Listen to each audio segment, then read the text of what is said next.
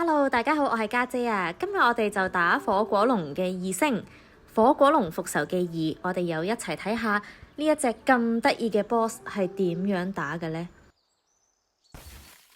佢又再撻多一次喺個地下度啦，好得意嘅。推薦戰力就係815萬，咁夠戰力嘅呢，又可以去挑戰一下啦。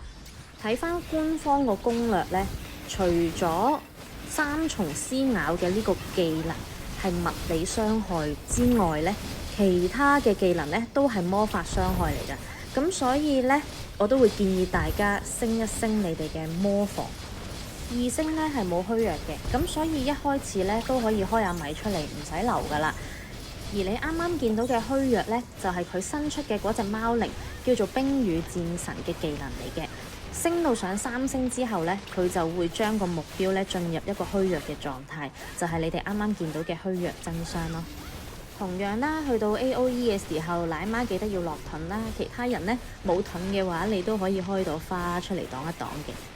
因為佢呢個 AOE 呢係魔法傷害嚟嘅，咁所以如果你魔防唔夠嘅話呢，都幾痛㗎。然後就去到火龍衝鋒嘅技能啦。咁近戰嘅玩家要注意啦，因為佢嗰啲岩漿呢疊埋一齊呢都扣幾多血嘅，咁所以呢都建議大家避一避。視覺一轉，又係時候玩 Candy Crush 啦。見唔見到下邊紅色同黃色嗰度有一個換轉嘅符號啊？佢就係 Candy Crush 嘅玩法。同樣地啦，都係3個呢會爆先嘅，咁又要避一避咯。同1星一樣啦，每一次就玩2轉咁樣咯。跟住啲技能都係一樣，有 AOE 啦，又有火龍衝鋒啦。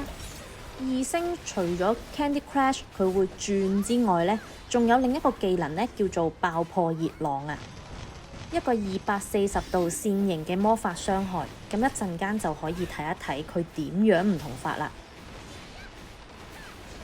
嗱，呢個位置呢，都係3粒嘅啫。企返喺佢對面嗰度避開個技能啦，咁避到呢3粒呢，一陣間就可以避到6粒㗎啦。仲有就係佢呢個火山爆發嘅技能呢，同1星唔同呢，就係佢會將你呢吸去近 boss 嘅嗰個方向啊。咁所以你就要一路向外邊走咯。同樣地啦，3重撕咬嘅技能就要幫坦落返個盾啦。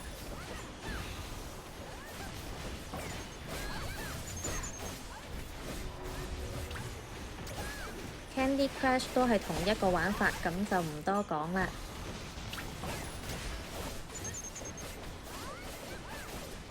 咁去到後邊呢，大家啲紅環都已經 CD 完，怒氣值又滿晒嘅話呢，就可以開㗎啦。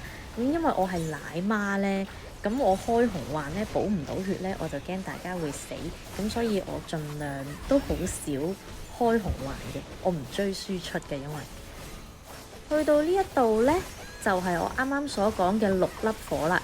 其實好容易避㗎咋，你兜個圈圈就係㗎啦。嗱，睇一睇，你記得佢個順序，咁你就會避到㗎啦。所以2星呢都唔難嘅。火果龍復仇記又俾我哋打低咗啦。等我個戰力再升一升呢，我哋就一齊打3星。多謝你哋睇到呢度啊，我哋下次再見啦，拜拜。